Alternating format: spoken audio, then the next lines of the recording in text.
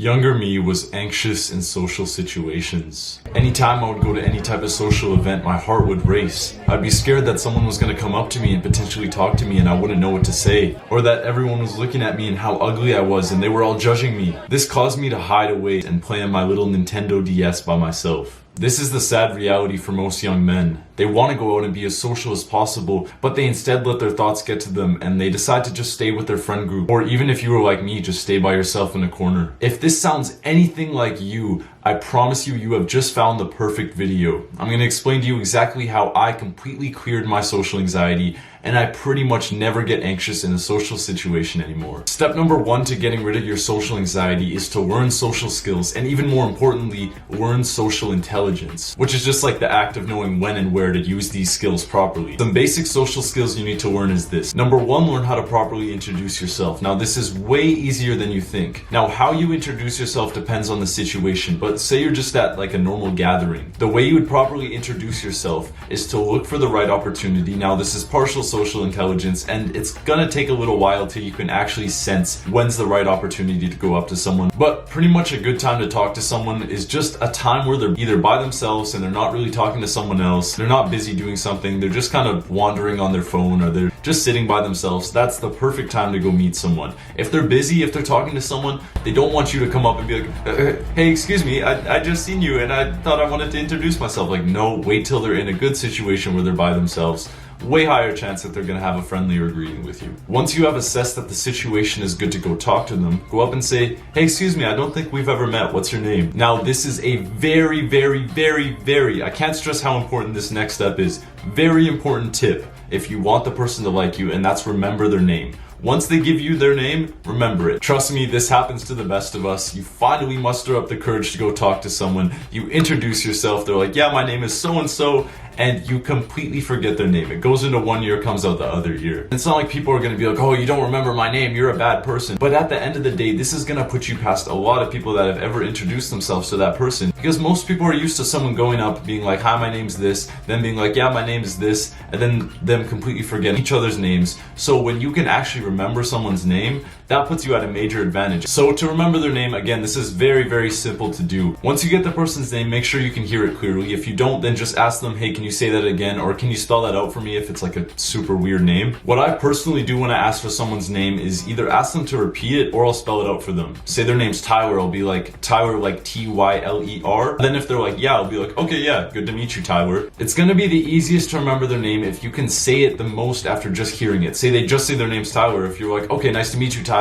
So what do you do for work, Tyler, or something like that? That's gonna help you remember their name a lot better. Another thing that helps with remembering people's names is remembering stuff that goes with their names or remembering certain things about them. Say you talk to them for a little bit, they tell you their name's Bob, and they tell you they also work in construction. You can be like, Bob works construction, and say they're bald with a beard. Bob works construction and he's bald with a beard. Tell that to yourself a few times. Bob works construction and he's bald with a beard. It just helps implant it into your brain if you can remember maybe a certain piece of clothing they wear. Maybe they have a lot of jewelry on. Maybe they wear earrings. Be like, Adam has earrings. Adam wears a necklace, something like that. And that's just gonna really implant it in your head because now you have something to put to the name. You're not just trying to remember someone's name. You're remembering specific things about them too. Now that you've approached someone and potentially even gotten their name and remembered it, it's important you don't let the conversation die. There are 2 ways to not let the conversation die. 1, listen to what the person is saying and follow up on it. Say you're talking to someone and they're like, oh yeah, I work at so-and-so. Follow up with it and be like, oh, you work there. You know, I've always thought that was a very interesting job.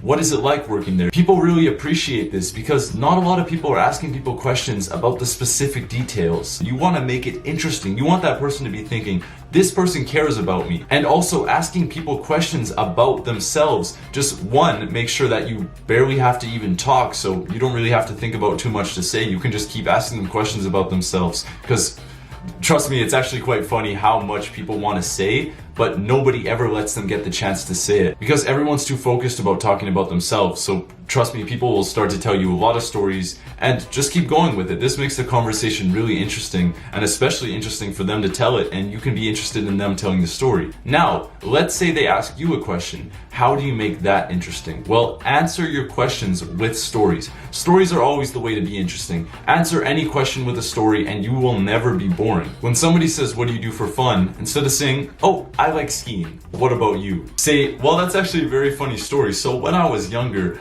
I hated skiing. I would resist it at all costs. I hated skiing vacations anytime my parents would try and bring me. It was just the worst thing in the world. I was such a pain in the ass for my parents. Somehow, over the years, it's managed to become one of my favorite things to do, and honestly, I love it so much. Do you see that, bro? It's like having fries without salt. You can't just give someone fries without salt. You gotta put that extra little seasoning to it. And it makes them feel a lot more comfortable in the conversation because you've just told them a little uncomfortable story, and now they're gonna feel more open to tell you more uncomfortable stories and tell you more about themselves. So you've just done a win-win situation for both of you guys, and they've gotten to know you better. You know what else is a win-win situation? You going down and clicking on the subscribe and post notification button to get more tips like these social skills ones, and also fitness and self-improvement content. One book I could not recommend more for social skills is How to Win Friends and Influence People by Dale Carnegie. This is an absolute essential book for social skills. If you read this book, I actually have it right here.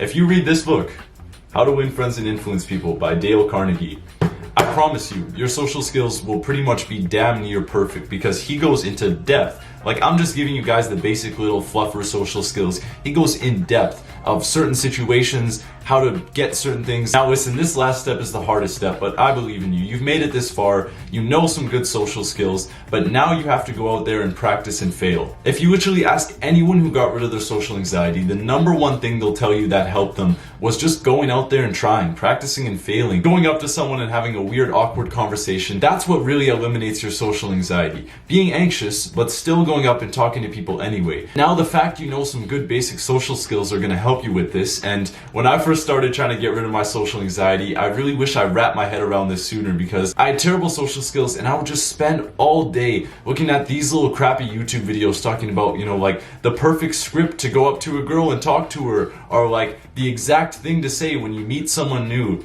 and really none of that stuff works. These little basic social skills I've given you work, but for them to actually work, you have to go out and use them. So the number one step to get rid of social anxiety for anyone, doesn't matter, but you know, I can't do this because for me, I have such bad anxiety. I don't care how bad anxiety you have. I literally told you a story. I used to sit in corners, just like crying by myself playing my little Nintendo DS. So you might have worse anxiety, you might not have worse anxiety, but you need to go out there and practice and fail. You'll find the first person you go up to and you try and talk to them, it'll be kind of weird, it'll be a little uncomfortable, but you'll be so proud of yourself after that. The second one will be even easier, then the next one will be even easier, then the next one will be even easier, and it just keeps getting easier and easier the more and more people you talk to. One of the simplest ways to do this is just to go for a little walk. Walk past and people will be like, good evening, good afternoon, good morning, depending on what time it is. And just practice that because you're walking past the person anyway. If you stutter or mess up or say good evening when it's really morning, it's not a problem because you're walking past the person. You'll realize what you did wrong, and then the next person you walk past, you'll make sure you don't make the same mistake. It gets you used to talking to a random person. Then you move on to actually going out somewhere. But say you're someone who's got really, really bad anxiety and you're like, listen, Adam, I can't even leave my house and go talk to people. It's too uncomfortable for me. I can't do it. Well, luckily enough for you, there's actually one other way that you can practice social skills, and if you're watching this video, you can do it. Me and my coding friend Cornelius have partnered up to make a little Discord. We're gonna scale it if it gets bigger, but we've made a little Discord where you can practice your social skills. We'll have a list of social skills on there, one-on-one chats, group chats where you can talk to the others in a group and learn what it's like to talk to people in a group. We'll have accountability chats where you tell people if you really want to go out and make friends but you can't seem to get over this anxiety and you can't seem to go up in this situation. Even I'll pop in sometimes. If you guys ever need help, you can always just send me a little DM on Discord. Maybe I'll be in a call with you or something like that. Take off this hoodie. It's getting too hot, boys. Oh man, that's so much better. So if you guys want to go practice your social skills and go check that out, it's completely free. It'll be the first link in the description, along with my friend's channel, The Coding Wiz. Even if you can apply all of these principles and you don't remember someone's name, or you answer questions with a one-word answer, it is fine. And this is all part of the process, and you are still doing a lot better than the people who don't even go out and try in the first place. As we mentioned before, it's better to go out and fail and stumble on your words and be terrible at talking to people and just learn from experience than not even try in the first place. Be a doer, not a thinker, and let me know if you guys like this video in the comments. See ya.